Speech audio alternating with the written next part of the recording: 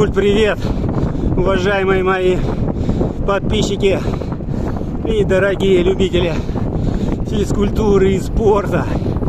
Наконец-то, ребята, 2 недели вылетела, была травма. К сожалению, травма бытовая. Да. Выбила, вот сейчас наконец-то выкатил. Погода хорошая, ветер, хочу против ветра. Сегодня небольшой такой кроссик будет. Километров 30. Но ветер хороший в лицо. Давно такого не было. Тоже трафик хороший.